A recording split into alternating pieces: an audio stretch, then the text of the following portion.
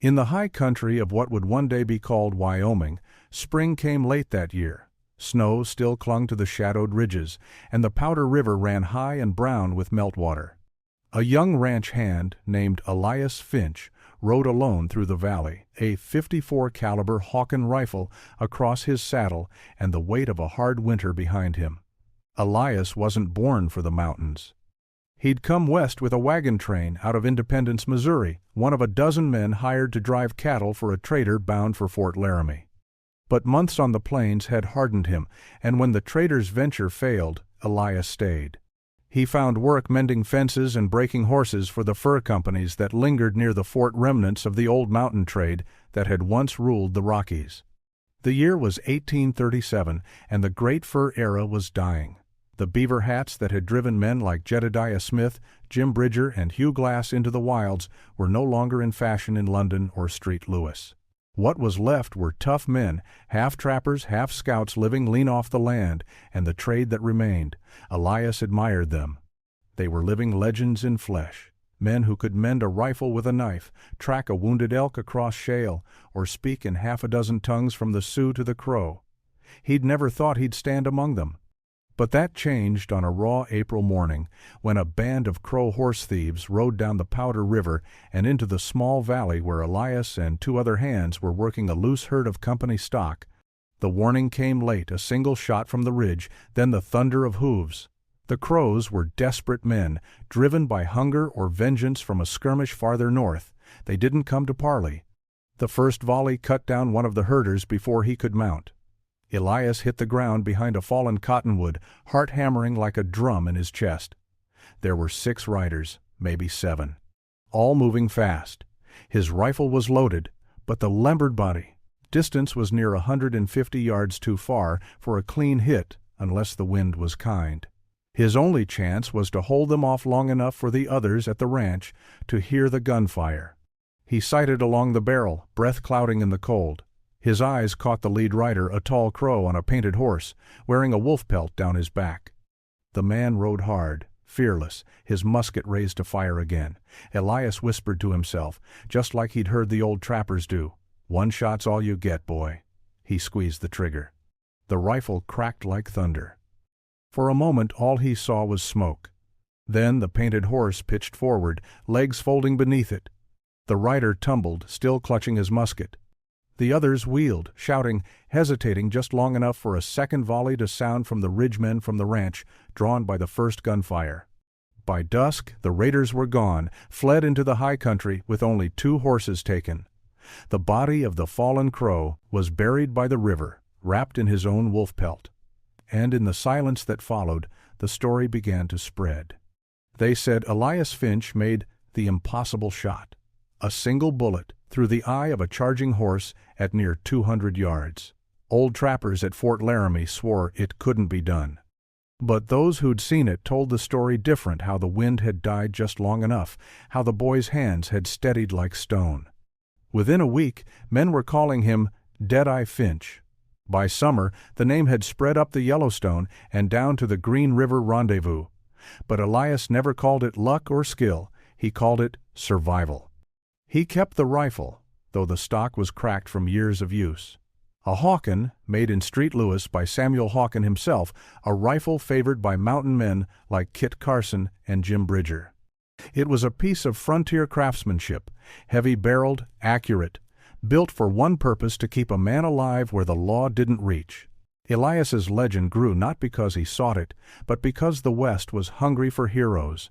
The fur trade was dying, the old mountain men were growing gray, and the frontier needed new stories.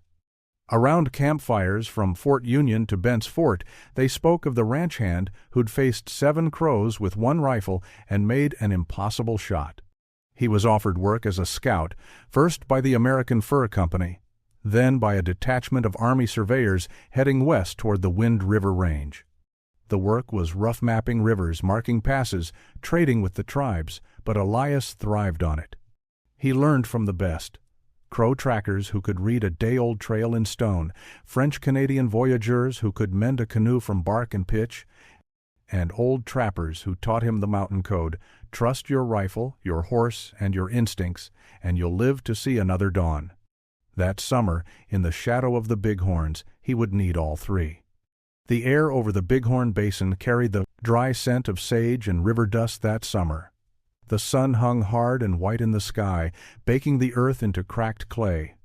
To most men, the land looked empty, but Elias Finch had begun to see its rhythm, the faint trails of elk that wound through cottonwood bottoms, the quick flick of a prairie dog's tail before vanishing underground. It was a country that hid nothing from those who could read it. Elias was riding north with a small brigade of trappers and traders bound for Fort Union on the Missouri. There were 12 men, all told, 2 French-Canadian voyageurs, a half-Cheyenne scout named Red Clay, and a handful of old-timers who'd been part of the fur trade since the days when beaver was worth its weight in silver. Among them was Baptiste Duval, a leathery man with one ear gone and a laugh that came easy, though his eyes missed little. "Don't get too proud of that shot of yours, Finch," Duval told him one evening by the fire as they stripped the hide from a mule deer.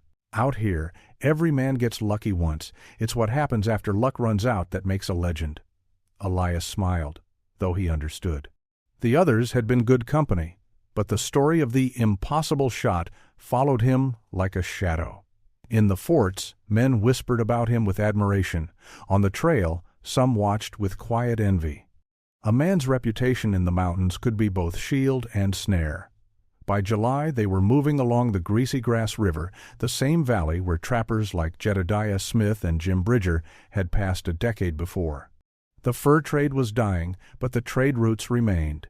They carried bundles of buffalo robes and beaver pelts for barter, and in return hoped for powder, lead, and flour from the forts. Elias rode point that morning, his rifle laid across his saddle horn, eyes scanning the ridges. Red Clay rode behind, silent as smoke. "Tracks," Red Clay said after a while, pointing to a scatter of hoofprints in the dust. "Crow ponies, 2 days old, maybe less."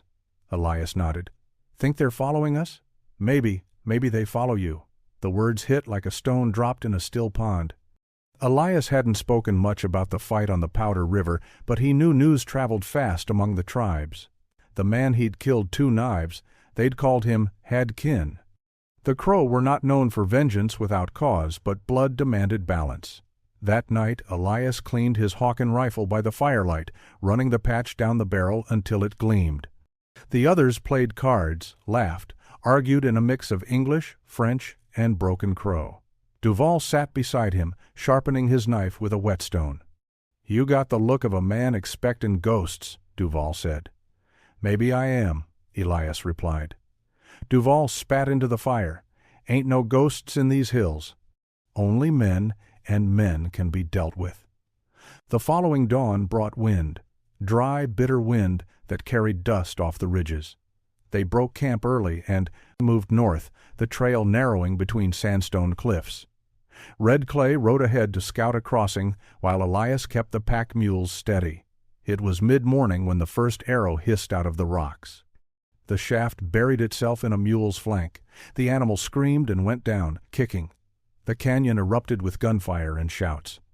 Elias hit the ground, rolling behind a boulder, already ramming powder and ball into the Hawken's muzzle. "Crows!" Duval shouted. "Half a dozen, maybe more." The narrow pass turned into a funnel of chaos. Bullets chipped stone. Smoke hung heavy in the windless air. Elias glimpsed figures on the ridge-painted faces, feathers whipping in the gusts. He fired once, the recoil slamming into his shoulder. A man fell, or maybe only stumbled. Then silence. The crows melted back into the rocks, as if the mountain itself had swallowed them. When the dust cleared, one of the voyageurs lay dead, and 2 mules were gone. They buried the man by the river, and piled stones high over his grave. Elias said nothing, but his hands shook as he packed his rifle. 2 days later, they reached a high meadow overlooking the Yellowstone. From there they could see smoke in the far distance, another camp, maybe a fort, maybe not. Red Clay crouched beside him, scanning the horizon. "They'll come again," Red Clay said quietly. "You killed a warrior. His brother rides with them now. They don't forget."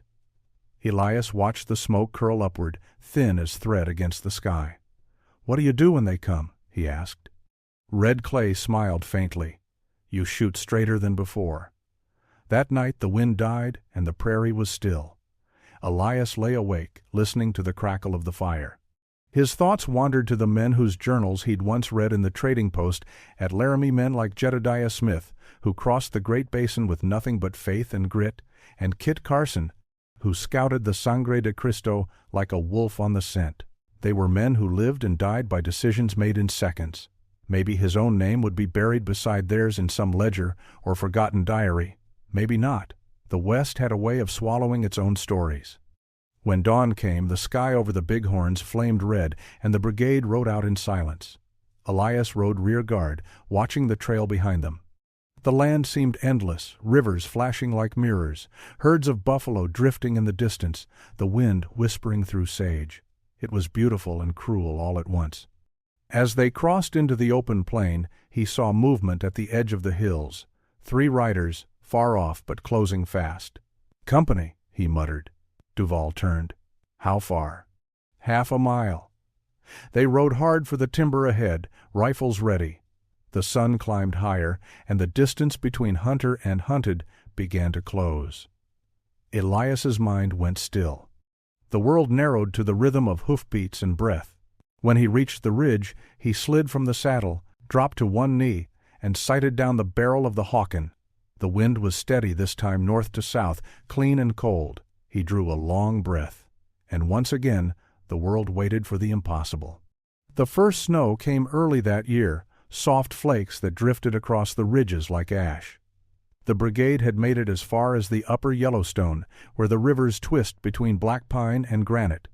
The land felt older there, untouched by wagons or trade. Even the trappers spoke quieter, as if the mountains might be listening. Elias Finch had stopped counting the days. He spent his mornings mending gear and hunting elk for meat, his evenings cleaning the Hawken by firelight. The rifle had saved him twice already, but it had also branded him a man marked by the bullet that took another's brother. The Crow Scouts, who had shadowed them since midsummer, hadn't attacked again, but they left signs: a broken arrow planted upright in the trail, a line of stones arranged like ribs, beside the creek. Red Clay read them the way a preacher reads scripture. "They watch," the half-Cheyenne said. "They wait for right time." Duval spat tobacco into the snow. "Let 'em wait. We're close to Fort Union. Once we're there, we'll have walls and whiskey between us and the spirits of the prairie." But the fort was still 2 weeks away, and the country between here and there was as wild as God made it. That night the men camped in a cut of timber near the Muddy Fork, smoke curling through the trees. Elias sat apart, carving a small cross from pine wood to mark the voyageur's grave they'd left behind. He wasn't a religious man, but solitude bred reflection. Out here, a man either made peace with his conscience or went mad listening to the wind. Red Clay joined him, silent at first. Then he said, "Crows say every bullet has a spirit. Yours still travels. It has not found its rest." Elias looked up from his carving. "You think I should have let him kill me instead?" "I think you killed a warrior. Warriors remember." Elias nodded, understanding more than he wanted to admit.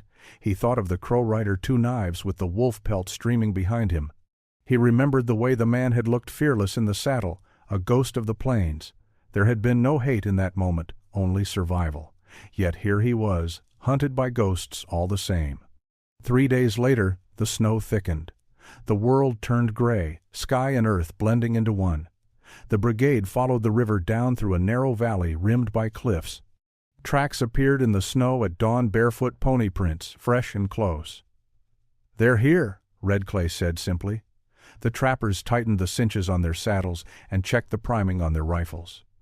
Duval handed Elias a powder horn.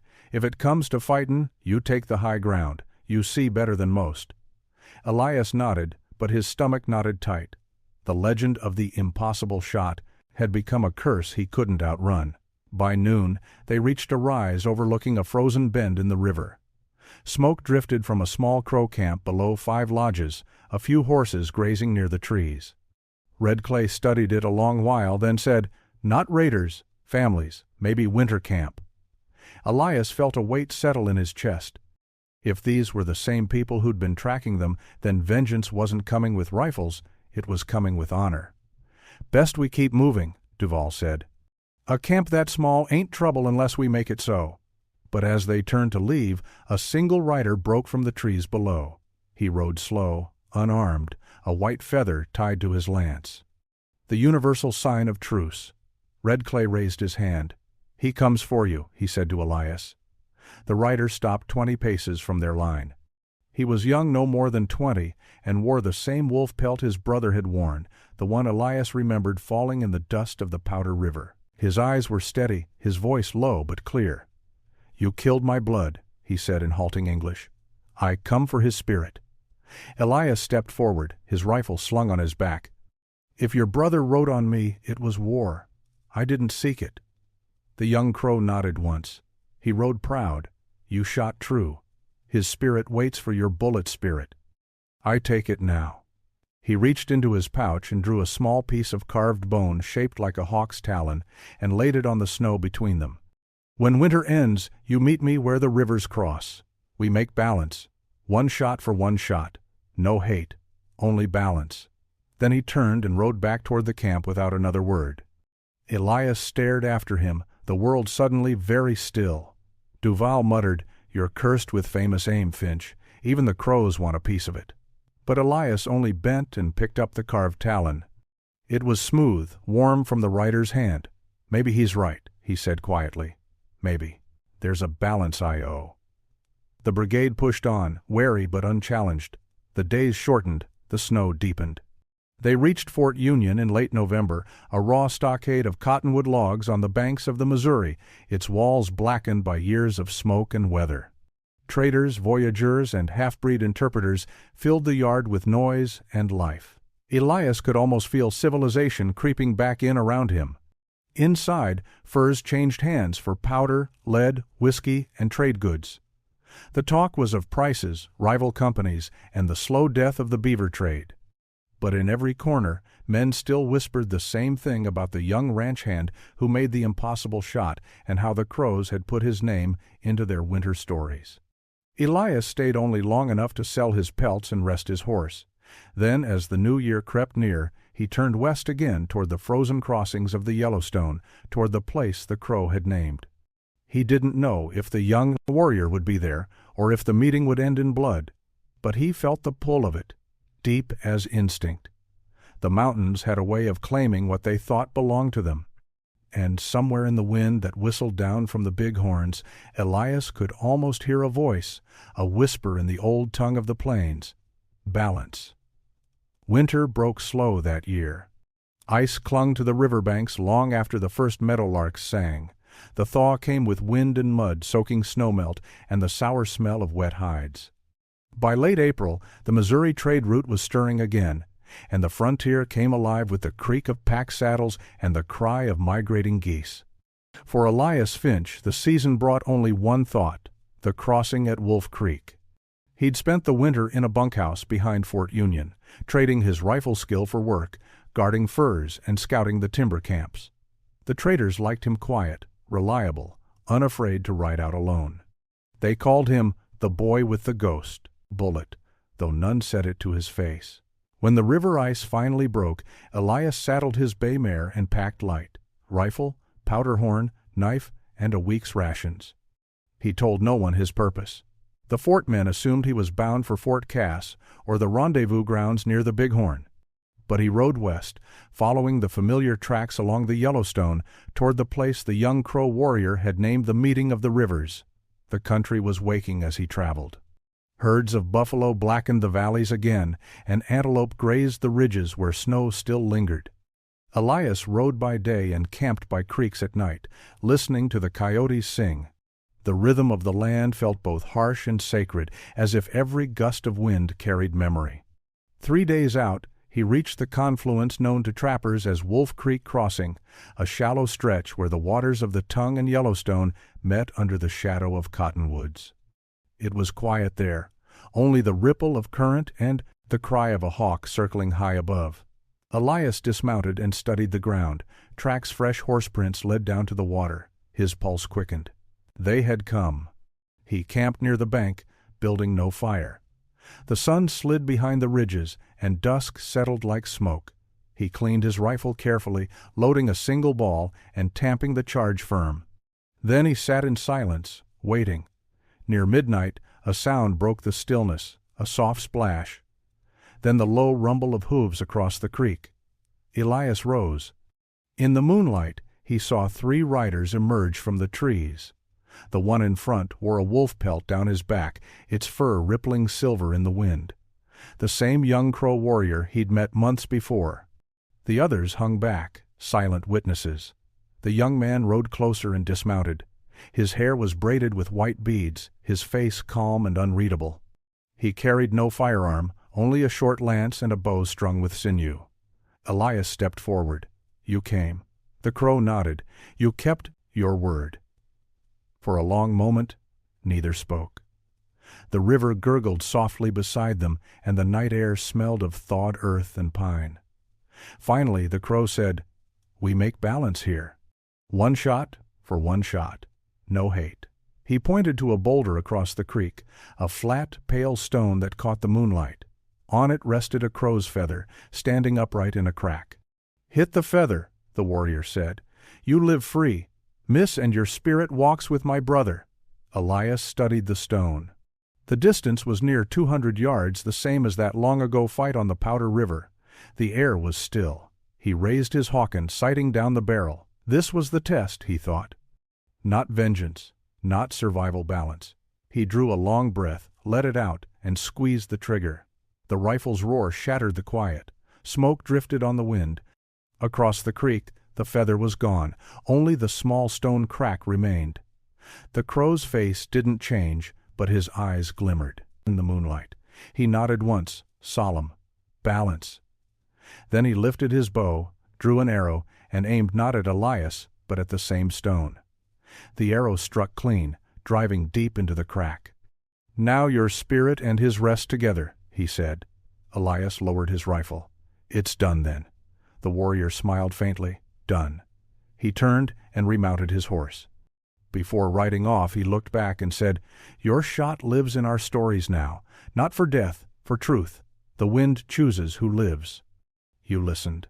And then he was gone, vanishing into the cottonwoods, leaving only the hoofprints and the whisper of the creek. Elias stood there long after dawn, staring at the stone. A single crow feather floated downstream, caught briefly in an eddy before disappearing. When the sun finally broke over the ridges, he felt lighter, like something that had clung to him all winter had drifted away. He carved the hawk talon he'd kept since autumn into the boulder's surface, marking the spot. Then he shouldered his rifle and turned east toward the fort. Weeks later, when he returned to Fort Union, Duval was there waiting by the gate.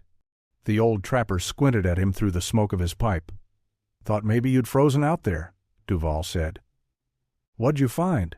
"Balance," Elias answered. Duval laughed. "Balance don't buy powder." "Maybe not," Elias said, smiling, "but it lets a man sleep." The tale spread faster than he could stop it. Some said the Crow had made him blood brother to their people. Others said he'd shot the feather from half a mile away. The truth changed with every telling, but the heart of it remained that Elias Finch had met death with calm hands and a steady aim. By the time the next Rocky Mountain rendezvous came around, trappers were toasting Deadeye Finch beside the fires, their laughter echoing across the plains. Yet when asked, Elias only said, "Luck favors the still hand and a clear heart." Years later, when the fur trade had faded and the frontier turned to homesteads and railroads, old-timers at the Museum of the Mountain Man in Pinedale would point to a weathered Hawken rifle in a glass case. "This here," they'd say, "belonged to the ranch hand who made the impossible shot not once, but twice." And in the logbook beneath it, written in faded ink, was a single line recorded by a company clerk at Fort Union, 1838, Elias Finch, scout and rifleman, rode alone, never missed. Summer 1838, Wind River Valley, Wyoming. Territory the Wind River Valley lay wide and golden that July, the kind of summer that made the mountains shine like hammered silver. Cottonwoods lined the banks of the Popo Agi, and the scent of sage carried on the breeze. It was a land between endings, where the last of the old mountain men gathered to trade, drink, and remember what the wilderness had made of them. Elias Finch arrived alone, riding a gray horse he'd broken, himself. He'd come down from the Yellowstone country with a small pack of furs and a half-empty powder horn. The trail dust clung to his coat and beard, and his rifle, still the same Hawken, hung across his saddle like an old friend. Ahead stretched the 1,838 rendezvous, the last great one ever held in the Rockies. A scatter of lodges, tents, and trade booths covered the meadow beside the river. Smoke rose from campfires, mingling with the sound of fiddles, shouts, and the ring of iron striking iron. The old world was dying, and everyone there knew it. The first man to spot Elias was Jim Bridger, who stood near a wagon load of pelts arguing the price of beaver with a street Louis trader. Bridger was younger than most, remembered him still sharp-eyed and lean, with a face carved by sun and squint. He grinned when he saw Elias. "Well, I'll be damned," he said. "If it ain't the sharpshooter from Fort Union. Thought you were a ghost by now." Elias shook his hand. "Could be. Sometimes the wind's all that keeps me company." "Then you'll fit right in here," Bridger said, laughing. "Half these men been talking to the wind since spring." He led Elias toward a nearby fire where a few old names of the frontier were gathered. Kit Carson, quiet and watchful, Joe Meek, boasting about a bear he'd supposedly strangled, and Peg-Leg Smith, drunk and shouting for more whiskey. The moment Elias sat down, the talk turned to him. "That true?" Meek asked. "You shot a feather clean off a rock 200 paces out?" Elias smiled faintly. "Depends who's tellin' it," Bridger chuckled. "You ain't helpin' the storytellers none, Finch. Men need their legends." "Then make 'em yourself," Elias said. "The mountains'll still be here to listen." As night deepened, music and gunfire echoed across the meadow. Trappers danced with Shoshone women, and whiskey flowed like the rivers that made them rich. But beneath the laughter, a strange quiet lingered, a knowing that this would be the last time they'd meet this way. The beaver trade was finished. Silk hats had replaced fur in the east, and the great companies were pulling out. The wild country that had fed them for decades was emptying fast. Carson said it plain. "The times are changin', boys. Ain't enough beaver left to keep a man in powder." "Then what's left for us?" Peg-Leg growled. Bridger stared into the fire. "Mountains'll take care of themselves. Maybe it's time we start learnin' to do the same." Elias said nothing. He just watched the sparks rise into the dark and thought about the Crow warrior at Wolf Creek, the quiet dignity of balance and leaving no mark that wasn't earned. The next day, a shooting match was called. It was tradition. Every rendezvous ended with one. A long line of men stood along the meadow's edge, rifles gleaming in the sun. Targets were set chunks of charcoal stuck in split sticks, 50 paces off. Each man fired in turn, the reports echoing against the valley walls. Elias stood near the end of the line, calm and unhurried. He'd seen more life and death through a rifle's sight than most men saw in a lifetime. When his turn came, the crowd quieted. The target judge, a wiry Frenchman named Baptiste, held up a small piece of paper with a hole dead center. "Finch," he said, grinning. "Clean through." Bridger clapped him on the shoulder. "Still got the touch, old boy." Elias smiled. "Still got the wind." Someone shouted for a second round, long range this time. Targets moved to near 200 yards, black marks on pale wood. The sun was hot now, heat shimmer bending the air. Elias waited, breathing slow. He raised the Hawken, aimed at a splintered board halfway up the slope, and fired. The crack echoed off the canyon walls. When the smoke cleared, the board stood split clean in two. A hush fell, then cheers rolled across the meadow. Carson said softly, "Reckon that's the last shot this country'll remember." Elias lowered the rifle and nodded. Let it be enough. That night, when the fires burned low and the laughter faded to murmurs, Bridger found Elias sitting by the river alone. "You'll stay on with the company?" Bridger asked. Elias shook his head. "No need. The mountains gave me all they could." "Then what'll you do?" He stared out at the dark water. "Maybe find a patch of land. Build something that lasts longer than stories." Bridger smiled sadly. "That's rarer than a clean shot in a crosswind." "Maybe so," Elias said, "but it's worth the try. They sat in silence a while longer, two men listening to the river. Somewhere in the distance, a lone wolf howled a thin, mournful sound that faded with the wind. When dawn came, Elias saddled his horse and packed his rifle one last time. He said his goodbyes with handshakes and few words. Bridger called after him as he rode out.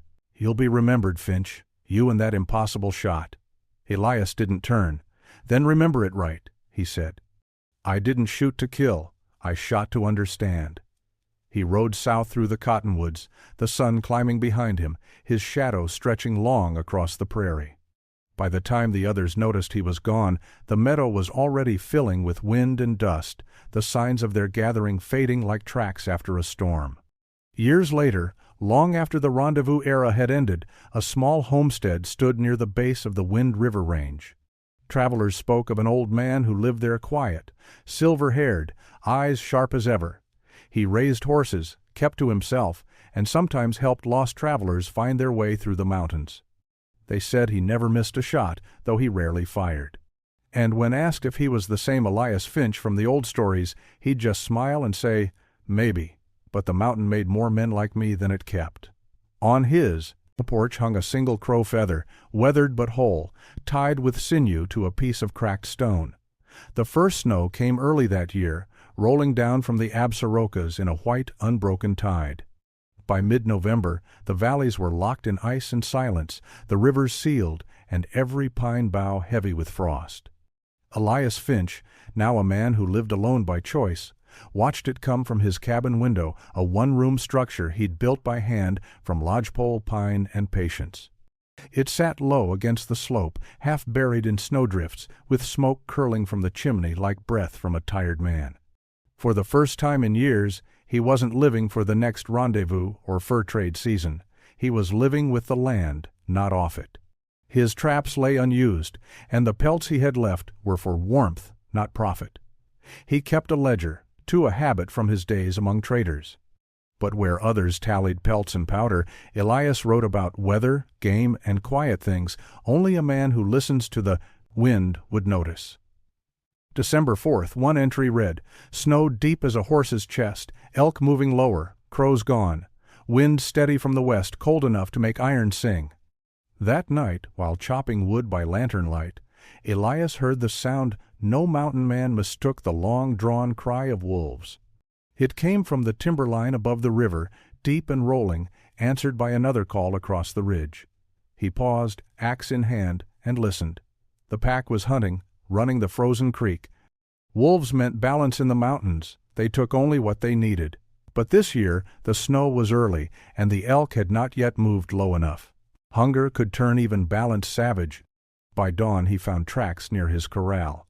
Not elk wolf. Big ones. The prince pressed deep in the snow around the fence line, where his two horses stood nervous and wide-eyed. Elias followed the trail a ways, rifle in hand. The wolves had circled but not attacked, testing his guard. He found a tuft of fur snagged on a post gray, with black tips and a drop of blood half frozen beside it. He knelt and studied it like scripture. "Testing me, are you?" he muttered. "Fair enough." The storm came 3 days later. It howled across the valley with a voice like the old mountain spirits. The crow had spoken of winds that stripped bark from trees and buried fences to their rails. Elias stayed inside, feeding the fire and rationing flour and coffee. He'd lived through worse, but something about this storm felt different. It didn't just press against the cabin, it listened. On the third night, when the wind eased, he heard a thump outside. Then another. Something large was moving around the corral. The horses whinnied, kicking at the boards. Elias grabbed his rifle and stepped into the freezing dark. The moon broke through the clouds, pale as bone, lighting the drifts. 5 wolves stood in the snow shadows against the silver light. The biggest, a black-coated brute with one torn ear, stood, nearest the fence. Its eyes reflected the lantern glow like twin coals. Elias raised his rifle but didn't fire. The wolf wasn't attacking, just staring. The others paced behind it, restless but wary. For a long moment, man and beast faced each other through the storm's quiet. Then the black wolf turned and vanished into the timber, its pack following like smoke. Elias lowered the rifle. "Not tonight," he whispered. The next morning he found what they'd come for. A yearling mule deer lay half-eaten near the creek, frozen stiff. The wolves had killed close to his cabin but not touched his horses. They were smart, too smart to waste strength where the smell of gunpowder lingered. Still, Elias knew hunger would drive them back. So he set out to reinforce the corral and gather what game he could before the snow deepened further. For 2 days he hunted the timberline, tracking elk sign and snowshoe hares. He found little. The forest was silent, the kind of quiet that presses against a man's ribs and makes him remember how small he is. On the second evening he caught sight of them again. 5 wolves, ghosting between the trees, keeping their distance but never breaking sight. He didn't raise his rifle this time. Instead, he spoke softly into the wind. "Stay your ground," he said. "There's enough hardship for both of us." By late December, the cold reached the kind that cracks axe handles and freezes coffee before it's poured. Elias's firewood stack was low, and he'd lost 1 horse to a broken leg after slipping on ice. The wolves came again on New Year's Eve. He heard them before he saw them, padding over snow so light it barely whispered. The black wolf led, head low, ribs showing under its coat. Elias stepped outside, rifle in hand but muzzle down. The pack stopped 20 yards from the cabin, watching. He reached behind him, took a frozen haunch of deer from his meat shelf and threw it into the snow between them. The wolves didn't move. Then, after a long pause, the black one stepped forward. It sniffed the air, growled low, then dragged the meat back toward the trees. The others followed, silent and quick. Elias stood there long after they'd gone, the snow falling soft around him. He didn't know why he'd done it, mercy maybe, or kinship, but he knew this much: the mountain didn't keep score. It remembered balance. Weeks passed, the snow eased. By February the thaw began slow at first, then sudden, the rivers cracking open and ravens returning. One morning Elias found the black wolf again, lying dead near the creek bed, ribs visible, eyes closed as if in sleep. It had starved, not from weakness, but age. The rest of the pack was gone. He knelt beside it, resting his hand on its fur. "You fought hard," he said quietly. "Better than most men I've known." Then he buried it beneath a cairn of stones, marking the spot with a single crow feather he'd kept since Wolf Creek. That spring, when trappers passed through on their way east, they spoke of Elias Finch with a kind of reverence. They said he lived through the worst winter in memory without losing his horses or his nerve. They said wolves came to his door and left alive. Bridger, when he heard the tale, just nodded. "Sounds like Finch," he said. Always knew where to draw his line. Elias himself wrote one last note in his ledger. That season, the snow is gone, so are the wolves. Maybe that's how it's meant to be. The wild doesn't vanish. It just moves where men don't look. By the time spring came to the valley, the mountains had turned from white to gray and green again. Elk moved low through the thawed meadows, and the rivers sang with the strength of ice breaking free. Elias Finch stood on his porch, watching the sunlight climb the ridges. It was quiet work fencing, mending, waiting for the land to tell him what came next. He hadn't seen another man in 6 months. Not since the wolves. He'd made peace with that. Then, one afternoon, a rider came from the east.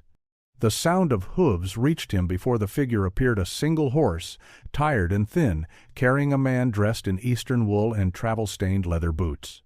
His hat was city-made, too fine for the wind. The rider stopped at the edge of the clearing and called out, "You Elias Finch?" Elias nodded, rifle resting in the crook of his arm. "Depends who's askin'." The man dismounted stiffly. "Name's Henry Talbot, out of Street Lewis. I write for the Gazette." He smiled, but it didn't quite reach his eyes. "Been a long ride to find you. Most folks ride away from me, not toward." Talbot chuckled, brushing dust off his coat. "Maybe I'm the fool exception. I've been collecting stories of the fur trade, the old hands of the Rockies, Kit Carson, Bridger, Meek. Folks keep mentioning a man named Finch. Said you made a shot once that couldn't be done." Elias set his rifle aside and nodded toward the cabin. "You look half-starved. Coffee first, stories later." Inside, the fire snapped quietly. Talbot sat at the table, hands trembling from the cold, while Elias poured black coffee thick as tar. "So," Elias said, sitting across from him, You come all this way to hear about one bullet. Talbot leaned forward eagerly. They say you made an impossible shot, a crow feather in the wind, or a coin off a rider's hat. Some swear it was a man, others a wolf. What's the truth of it? Elias sipped his coffee, eyes distant. Truth is, men like to make noise out of quiet things. I took one shot that mattered. That's all. Talbot frowned, pen hovering over his notebook. At Wolf Creek, wasn't it? Fort Union men say it made you famous overnight. Fame don't sit well out here, Elias said. It blows off like snow come morning. For 2 days the journalist stayed, asking questions and taking notes. He was young, maybe, 30, full of city manners, but sharp enough to listen when Elias spoke. They rode out together one morning to check the line where the river met the timber. Talbot asked about the life Elias had left behind, the fur trade, the rendezvous, the men who'd filled the wilderness with stories. Do you miss it? Talbot asked. Elias shook his head. I miss what it meant, not what it was. Back then a man thought he could live by his own hand and the mercy of the land. Turns out, the land don't owe us mercy. It just watches. Talbot wrote that down word for word. When they returned to the cabin, the journalist showed Elias the sketches he'd made, maps, notations, even a quick pencil drawing of Elias himself, standing by the river with his rifle. You're making me look like a ghost, Elias said. Talbot smiled. That's how legends always look. On the 3rd day, the storm came, hard rain that turned to sleet by dusk. The 2 men stayed inside, the fire burning, steady. Talbot, restless, turned to his notes. You really don't want your name in print? The people back east crave these stories. They think the frontier's all glory and gold. Elias poked the fire. Then they ain't learned much about livin'. There's no glory in watchin' a friend freeze to death or buryin' your horse to keep your hands warm. He looked up, eyes catching the light. You want to write about the mountains, write about the men who listened to 'em, not the ones who shot louder. Talbot hesitated, then nodded. Fair enough. But that shot, it's what started your legend. The people 'll want to know. Elias leaned back in his chair. The sound of sleet against the roof filled the silence. All right, he said finally. You want the truth? I'll give it to you plain. He told the story slow, like a man walking through memory. It was the summer of 1832, near Wolf Creek. A crow hunting party had ridden into camp, half-starved, their chief wounded from a rival band. The trappers and crow had a fragile peace, bound by trade and respect. But that morning, a reckless young trapper, drunk and foolish, fired his pistol at one of the crow boys who'd reached for a scrap of tobacco. The shot missed, but the insult stuck. The chief demanded justice. Tension crackled like dry brush. One wrong move and blood would spill.